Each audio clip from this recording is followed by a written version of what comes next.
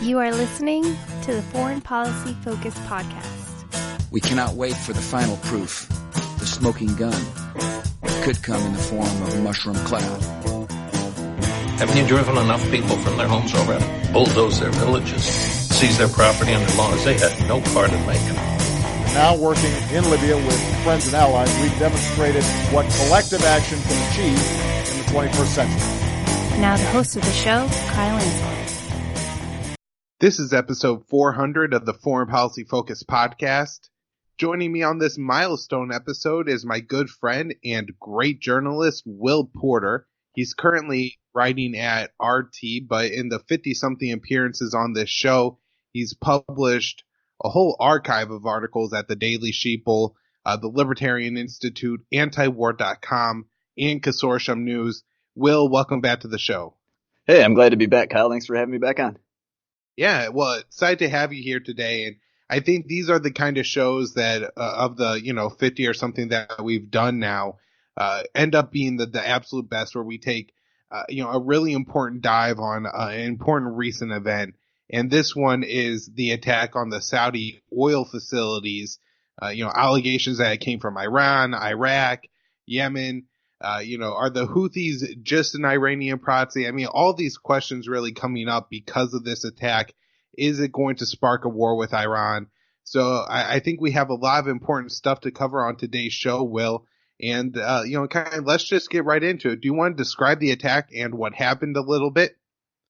Yeah, sure. So, there's a couple different components of this to break down. But first, let's just explain what happened.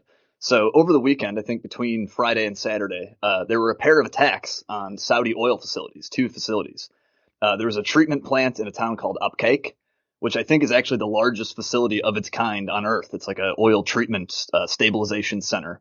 And then there was also, I think, a refinery near the Houthis oil field, which is also pretty large. It's like the second largest oil field in Saudi Arabia. And so, these were attacks on pretty major facilities we're looking at here.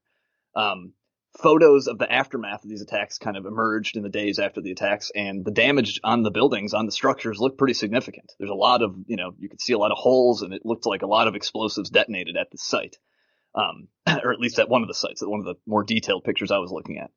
And apparently this attack was carried out with a swarm of like explosive drones. And I think at least one of the parties, I think the Saudis, have claimed that there were missiles used as well. But the attack had a pretty noticeable effect, including on like the world oil market. So for the first few days after the attack, the price of crude oil, of Brent crude, shot up by nearly 20%. And I think the estimate was that it disrupted like 5% of the world's oil supply, or I think it was like 5 or 6 million barrels of oil per day. And Saudi output for oil actually was halved. It was cut in half for a brief time. And so it was a pretty massive thing for, at least for the first few days after the attack. And it seems like it had its intended effect, whoever was behind this attack. So to get to that now, like who may have been behind this, the Houthis, the rebels in Yemen, they took credit for this attack pretty soon after it happened. They came out and said that, we carried out these strikes. But of course, everything the Houthis do in the region has to somehow be connected to Iran. So Saudi Arabia and the U.S. pretty quickly came out and started heading in that direction, started kind of casting blame in that direction. Right. Well, I guess to talk about, the attacks a little bit more, it did seem like, to me that this was a step up if the attack did come from the Houthis in their capabilities. Me and Will in the past on this show, and as Nasser Arrabyee has documented on the Scott Horton show and on Joanne's show Around the Empire, the Houthis had been carrying out missile strikes against Saudi facilities for quite a while now. Although originally these were all ballistic missiles. They were converted Scud missiles that they got from the USSR and North Korea way back before the Houthis were in control of Yemen. But kind of as the way the U.S. facilitated regime changes and then a coup happened in Yemen, the Houthis ended up with control of the missiles. Yemen being a country of 28 million people and, having, I think, like the capital city there, Sana'a, was maybe not the most advanced city in the world, but they certainly had universities and technologies. And, it's not like, I think maybe some Americans who have no idea imagine the the Houthis as all like barbarian tribesmen that just hang out in caves all day long and shoot at Saudis with their AKs or something like that. But, these are people who, if they sink their resources into military technology, have been able to develop missiles. Now, it does seem like they probably received some help with Iran on the technology since the start of the war. And something different about this attack is that the weapons used were either drones and swarm drone attacks. And this is what journalist Nasser Arrabyee has laid out. In a recent episode of Around the Empire that I'll link to on today's show page, you can listen to him kind of talk about the attack and explain why the Houthis had increased accuracy, if that is what actually happened. But he also says that it's possible that the drones were able to detach and maybe fire multiple projectiles before themselves being used as some kind of projectile in the attack. Anyways, drones and the other weapon alleged to be used in this attack, a cruise missile, are different technologies than the ballistic missiles that the Houthis were using before. This is important because the missile defense systems that Saudi has, like the Patriot missile systems, I think are mainly able to just combat the ballistic missiles. They're much more predictable. They fly much higher and then come down, whereas the cruise missiles and especially the drones are able to like maneuver in the air and change direction. This is something that a lot of people who claim the attack must have come from Iran will point to, is that, oh, the holes were on the side of the building facing Iran, or some certain attacks were like that. Well, first of all, we don't actually know. We just have like the after footage of what happened. So it's possible, that some of these holes were created in secondary explosions and stuff like that. But, the Houthis didn't have to, only hit the targets from one side. They certainly had the ability, if they were using drones, to hook them around and, take a sweeping motion, especially if they were able to do it over a long range. And so I think, these are all important things to remember and learn about as we're trying to assess who was actually behind these attacks.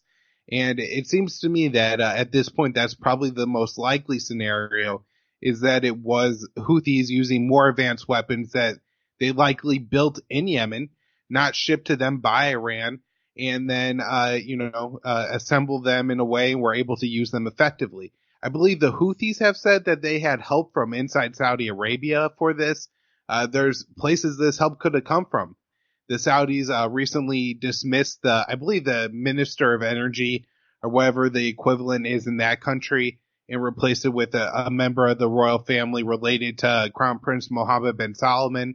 And so when you think of the fact that an awful lot of Saudi princes have been replaced in the past 4 years, as Prince Mohammed bin Salman has waged this failed war against the Houthis and has moved up the ranks in the Saudi kingdom, becoming more or less the de facto ruler, that there may be some dissent within the royal family.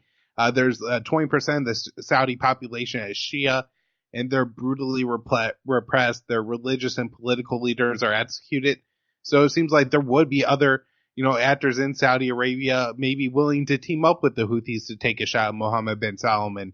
Not saying that's what happened, but Will, do you have any other speculation on where this could come from? I believe the Americans and the Saudis are pointing towards Iran or Iraq most of the time. Yeah, I can get to that in just one sec, but I would just like to kind of piggyback on some of what you're saying here. I think, in terms of the Houthis' capabilities, it does seem like they've sort of demonstrated that they're able to launch attacks within, even deep inside Saudi Arabia. They've done so, I think a dozen of them in the last 18 months or so. Most of those, as you said, have been with ballistic missiles.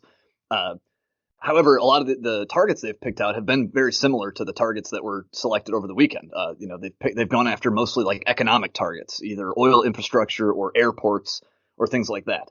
And so it does seem that the Houthis do have the capabilities to launch an attack at least like this, as they've already sort of done many times. And also, as we've discussed on this show a lot, is that the Houthis have every motivation to launch an attack like this too, to retaliate for the years of bombardment that the Saudis and their coalition have rained down on Yemen. So there's got to be some desire or motivation there to retaliate. So I think there's sort of the ability, the capability, and the motivation are both there for the Houthis. And as you sort of pointed out, the Houthi attacks do seem to be escalating in intensity. They seem to be getting more and more sort of bold and capable. And I think the Houthis would say this is a result of their homegrown, drone and missile program, that they've been modifying and updating old missiles and building these small drones. Some people doubt that the Houthis could have developed these things or done it themselves. Like you said, they think of them as barbarians or something. But I don't see why that's necessarily the case. Why? Like, they have a military, they have scientists in their society. Certainly they can come up with, engineers and ballistics experts and stuff. Surely they can come up with a few things to fight back, especially, as they say, necessity is the mother of invention. Have the Houthis ever received an Iranian weapons blueprint or even an Iranian weapon? I mean, I guess that's possible. It becomes more likely, I guess, as the war drags on. But me simply accepting that that's possible, I don't think is a good stand-in for evidence. I'm just being charitable here to acknowledge that it's possible that, the Houthis did get their weapons from Iran or that Iran's somehow involved. But no one ever actually provides evidence for this stuff when they actually make these claims.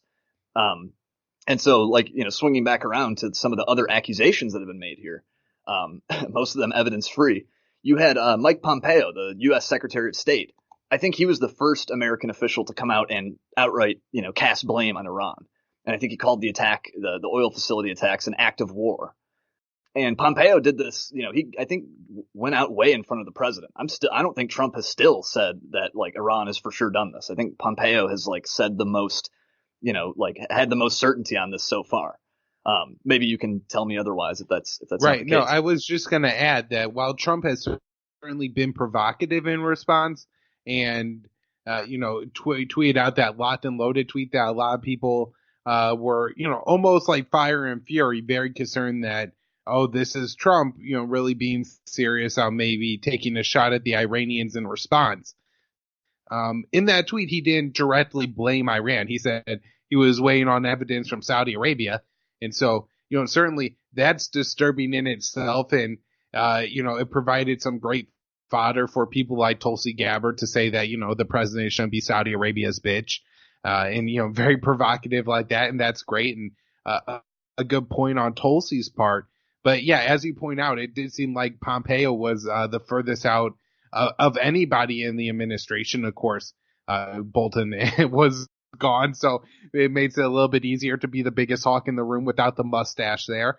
But we'll, just kind of get back to what you were saying on the claims by Pompeo and, vaguely, I guess, by Saudi Arabia, although a lot of allies haven't gone along, even the UAE hasn't come right out and said it, and I believe Japan says it lacks credibility.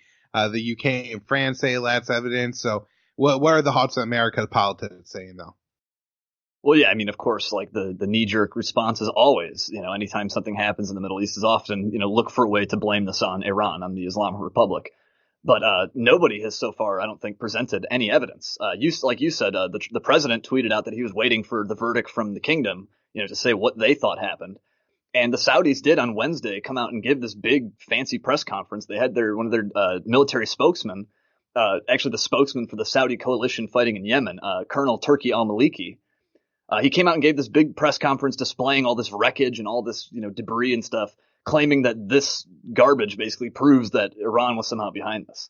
However, if you listen closely to what the spokesperson said, I think he even tried to leave a little bit of wiggle room to try to say something like the Iranians coordinated the attack or provided the weapons involved. He kind of dithered a bit on this because for a while, for the first part of the presser, he was really emphasizing strongly that this was Iran and this is an attack on the international community and all this stuff. But then later in the presser, he does say something about how the Houthis are just acting on behalf of the IRGC, of the Iranian Revolutionary Guard Corps, sort of like an elite Iranian military unit. So I guess he's still giving the Houthis some role in this, but, casting the blame on Iran. So it wasn't really clear, what was being claimed here. I think, the clearest thing you can render out of it is that Iran somehow helped this attack. But you notice there wasn't a lot of specific information. In fact, one of the things they were doing, a lot of the debris that they displayed, you can even see it. It was labeled in English this way. It's debris from previous attacks. So it's like an attack in May. They had some rubble or some debris from a missile or a drone from an attack in May. And it's one of these, turtles all the way down things where he's saying, based on a previous determination, based on a previous case, we have decided that this more recent case was Iran. But of course, they never really get into how did we decide the previous case? It was just sort of it looks similar to this one. It's why couldn't they both have been the Houthis if it's similar? They didn't actually make that connection or make that argument. But yeah, I think Saudi so far has gone the furthest out in, trying to cast blame on Iran. But even they couldn't really come up with any definitive talking point or definitive narrative that really was, anything close to convincing. Now, in terms of like, are there motivations for Iran to do something like this? I mean, sure, I guess. Like, I think they have some strong motivations to try to push back against the sanctions. Their motivations probably aren't as strong as the Houthis are, but nonetheless, I guess, sure, like they have some, they might have some desire to see something like this happen. Saudi is definitely involved in pushing, American policies that are hostile toward Iran. They're definitely like part of lobbying for that. And so maybe this is a way of them hitting back for that. But no one's actually provided any good evidence for that. Again, I'm just being charitable in like raising the possibility, accepting that it's at least possible. But yeah, I'd like to see, like, pretty much for all of these cases, I would like to see some evidence for, to support the idea that Iran was behind it. But unfortunately, though, it does kind of look like Trump is, despite the fact he's been kind of ambiguous about this, he does seem to be allowing Pompeo to drive some of this, to be, to come out and say hawkish things. And this is sort of, it seems like a pattern with this administration, is that some of the personnel who should be lower down the totem pole, like the National Security Advisor and the Secretary of State, are taking a front seat, like policy-wise. They seem to be driving the sort of tenor of the policy, where Trump sits back and kind of does this, like, maybe they did, maybe they didn't kind of thing. We'll see what happens. And so, unfortunately, I think he kind of vacates the position. He kind of abandons that playing field to some of his personnel. And unfortunately, I think that's going to allow this policy to be pushed in an ever more hawkish direction, with or without John Bolton. Yeah. So, Will, one thing I think we should take the time to do is maybe, intellectually here, go on the attack a little bit and point out that I don't know if it necessarily matters who launched this attack against Saudi Arabia, whether the Houthis or whether it was Iran. It wasn't the opening shots of the war. And, that's I think a very important point to have made, is definitely from the Houthis' perspective. I mean, they've been blockaded for 4 years. There's a constant air war going on against the Houthis. And this is a war that everybody knows Saudi Arabia aggressively started. That the Houthis took the capital city from a government put in place in Yemen by the United States in a one-man election. That leader then overstayed his, mandate that was given to him by the United States. So couldn't even comply with, the own U.S. installed government in the bots.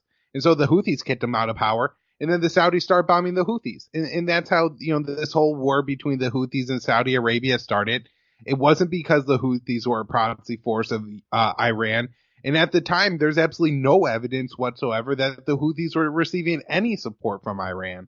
In fact, it's really not up until very recently that you have, the potential for Iran to be providing the Houthis with blueprints for more advanced drones and cruise missiles.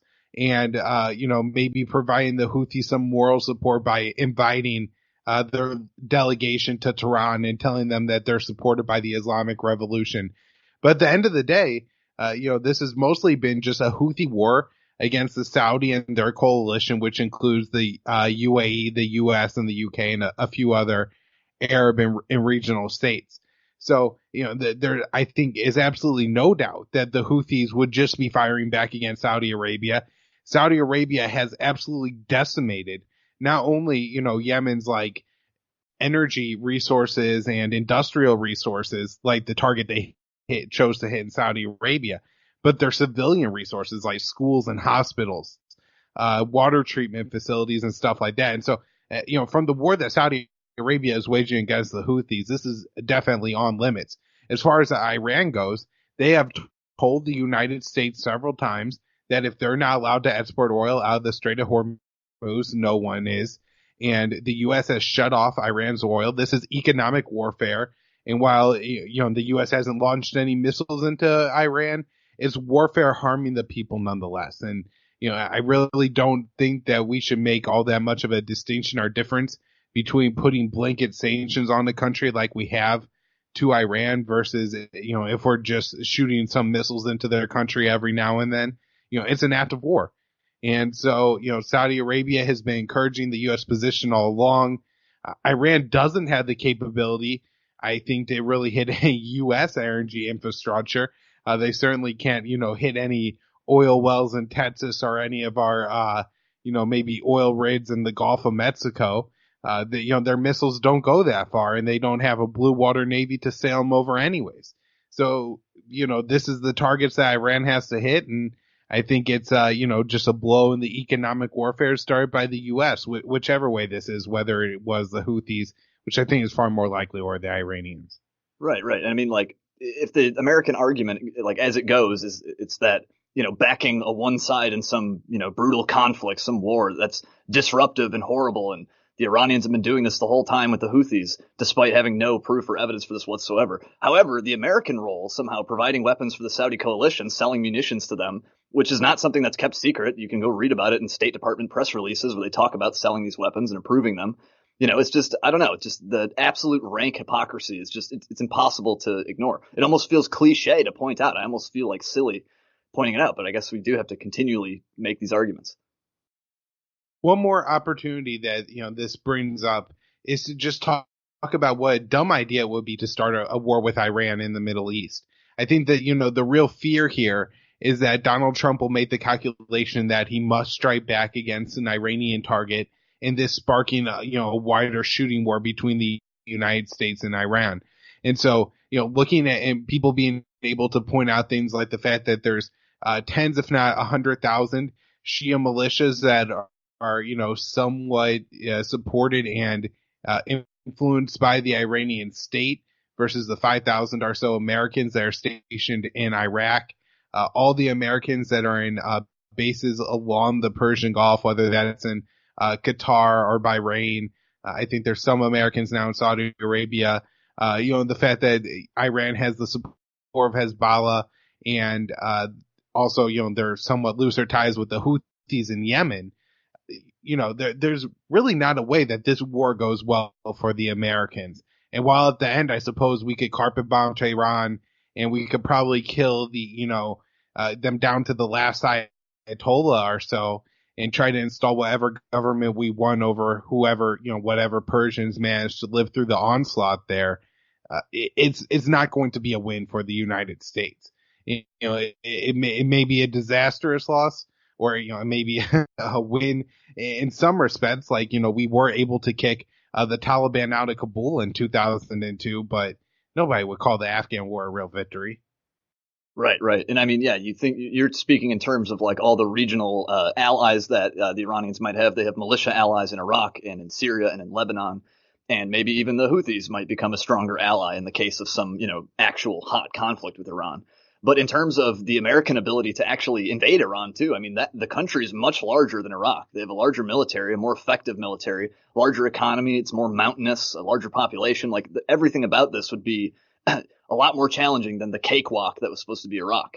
And so, I don't know. It seems pretty clear that it would not just be this like one day, targeted strikes or something. If we really wanted to regime change Iran or take out the leadership there, it would be a serious endeavor. There have been these military exercises, naval exercises, the Millennium Challenge, where, I think part of this might have been the ingenuity and the brilliance of the American, strategists behind the Iranian side in this exercise. But this exercise kind of demonstrated that Iran could levy tactics that like would make it pretty hard to, they could do some damage basically. Like Iran won some of those exercises. They send like swarms of their fiberglass speedboats out to do suicide attacks and launch missiles and stuff. And yeah, like they can take out, it's been shown that they have capabilities, that this is not just someone you can just go and walk right over. I mean, we're struggling fighting a bunch of ragtag Pashtun insurgents in Afghanistan. I don't know, just like thinking about how we'd fare against the IRGC. I don't think it would be this easy thing. It would be a massive undertaking.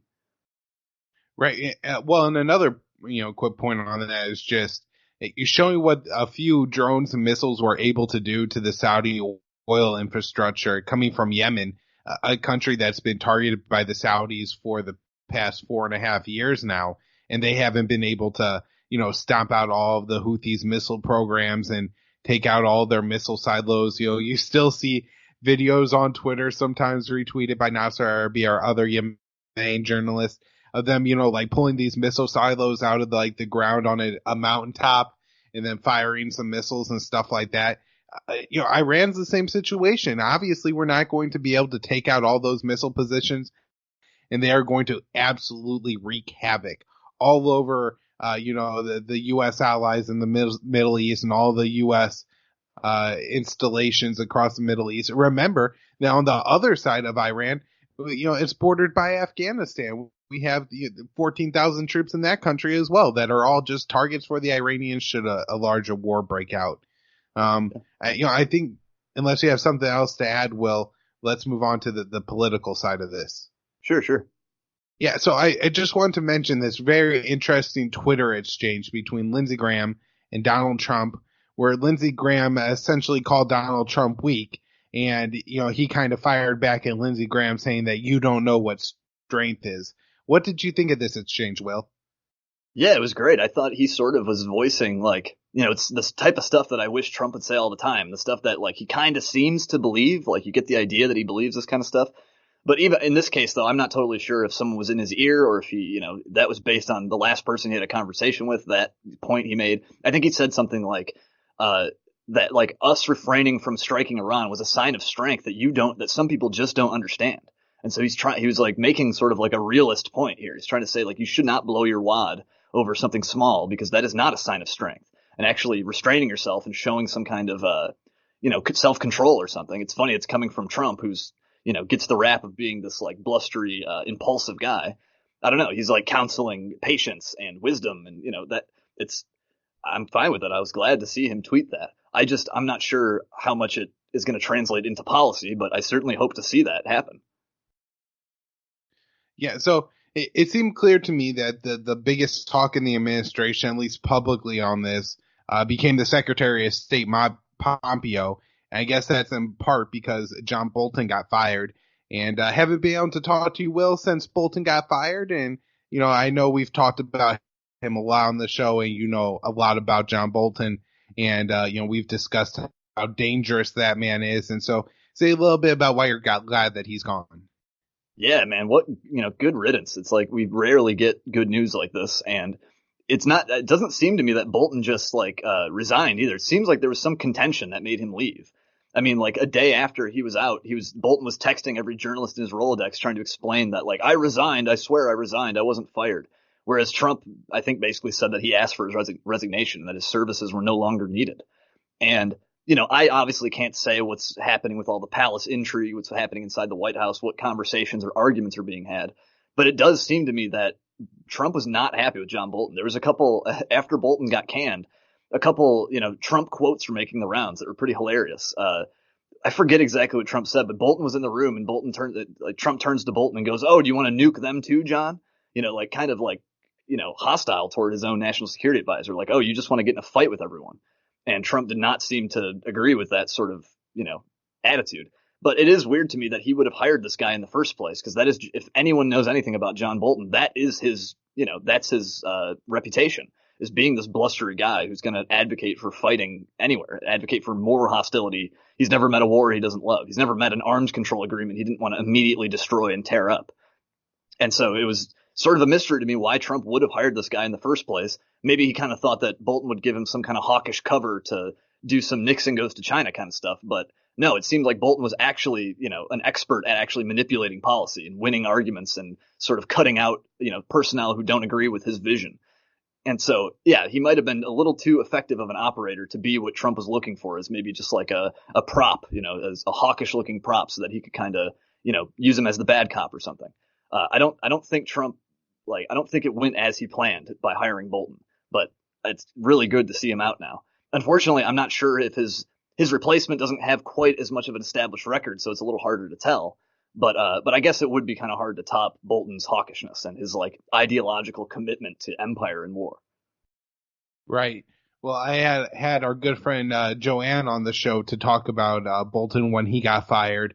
And, she pointed out this press conference that Trump gave not long after, talking about how John was very stupid to talk about the Libyan model.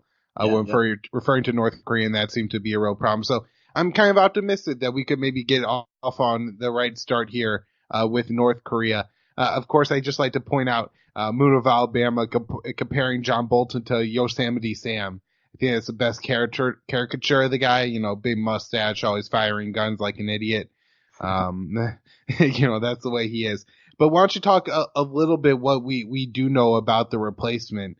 From my understanding, there's not a whole lot about him on foreign policy, which I think is atypical for a foreign policy advisor. A lot of times they seem to have either military histories or maybe a long dissertation. John Bolton, for whatever reason, has been known as a foreign policy guru for years. And so, what about this new guy? O'Neill, is that his name? O'Brien. O'Brien, all right. Both Irish, though, so close enough. Robert O'Brien. So he is the new national security advisor. And this position requires no Senate confirmation, so, he's the guy, unless he gets fired. But it's not up to, the Senate approving him or anything. So O'Brien has served in previous administrations. I think he actually briefly worked under John Bolton himself in the Bush Jr. administration, when Bolton was briefly the UN ambassador. I think he was ambassador for a year. And I think this O'Brien guy worked under him for a short time.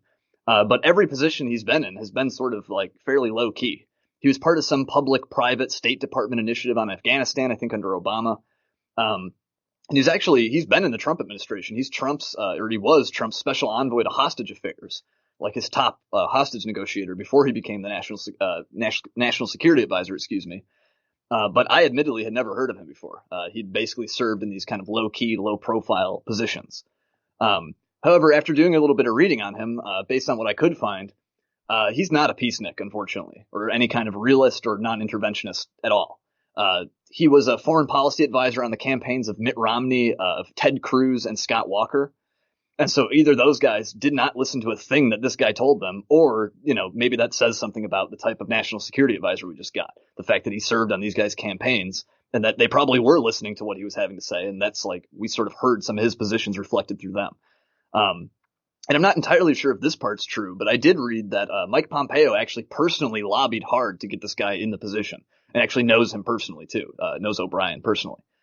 So that also, I don't think, bodes well for, what this means, what this appointment means. I think we can definitely say we did not get a McGregor, for sure. We did not anyone like a McGregor.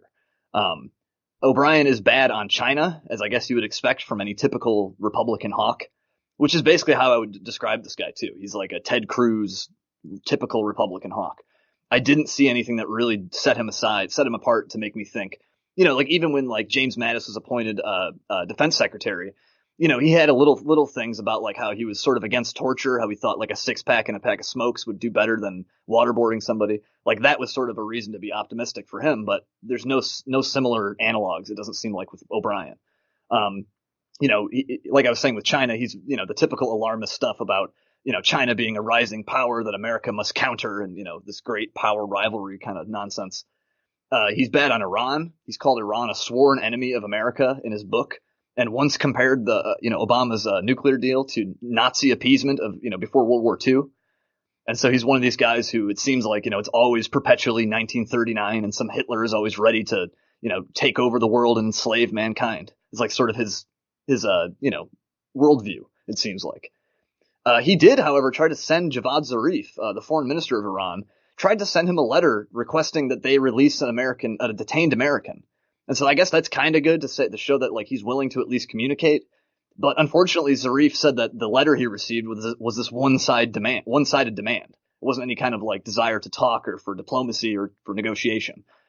And so, that doesn't exactly bode well either. And of course, he's one of these people who's totally convinced that Iran is heart set on a nuclear weapon. He just, no matter what happens, that's always his assumption is that they're, racing for the bomb. Now, based on what I read about his book as well, and mind you, I didn't read the book itself. I just read a couple reviews and a couple write-ups that kind of mention things, quote some things out of his book. But it seems like he's also pretty bad on North Korea as well, and as well as Ukraine, excuse me. So on the North Korea thing, I think it's also similar to Iran, but in the North Korean case, they actually have, some nuclear infrastructure there, some nuclear, capabilities, on a military sense. And so I think he's sort of alarmist about that. And then, of course, on the Ukraine thing, I think he's just fully on board with that whole Obama policy of, regime change, the Euromaidan coup there and, denouncing the annexation of Crimea and all that. So I think he's sort of on board with that typical hawkish bandwagon.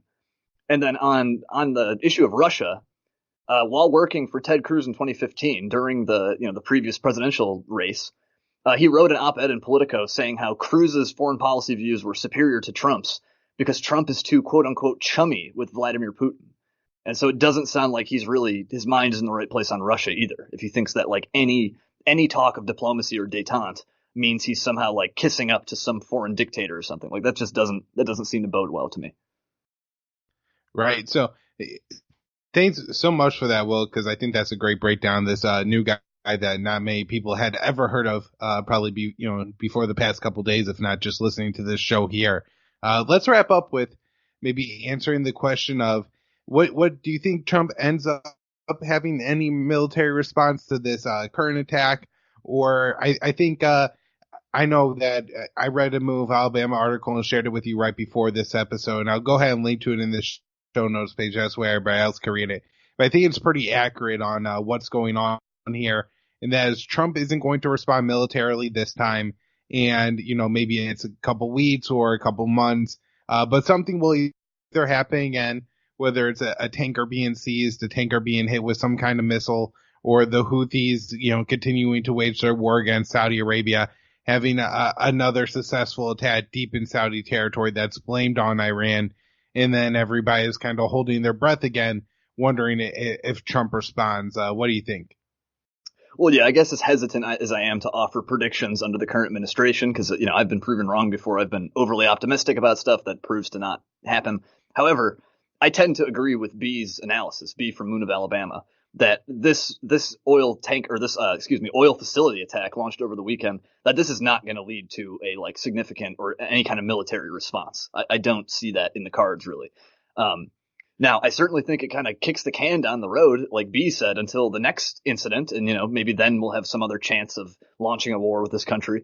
But it seems like the way that they're moving after this and some of the statements that are coming out, it just doesn't seem like there's like a unified drive to actually launch attacks over this. And I think, even the Saudis sort of realize that they don't have the evidence to really back up what they're saying about, Iranian involvement and all that. And so I don't tend to think that this is going to lead to a military response. However, I believe on Wednesday, Trump did come out and announced, he tweeted it. I don't know if you can consider that an official announcement, but he did announce, substantially, more sanctions on Iran. Though he did not explain who, which entities would be sanctioned or what type of sanctions they'd be, whether it be on, more petroleum related stuff, more nuclear related stuff, or the IRGC or what. But apparently there will be new sanctions as a result of this, oil facility attack. But I don't see an outright, invasion or even targeted strikes like we've done a couple times in Syria. Now, after the drone shoot down over the summer, Trump did apparently, mull over, some targeted limited strikes on Iran, but ultimately decided against it. And so I think they're like the threshold now to get him to do that, to trigger that type of response, I think is going to be a lot higher. All right. Well, thank you so much for returning to the show. It was great having you on for, like I said, this milestone episode. Just a quick announcement for the listeners. I'm taking the first half of next week off, so you won't have another Foreign Policy Focus until next Friday. And same for the news roundup. No news roundup next Monday through Thursday. So yeah, I'm going to enjoy and relax for a couple days, but it was great having Will Porter back on the show today.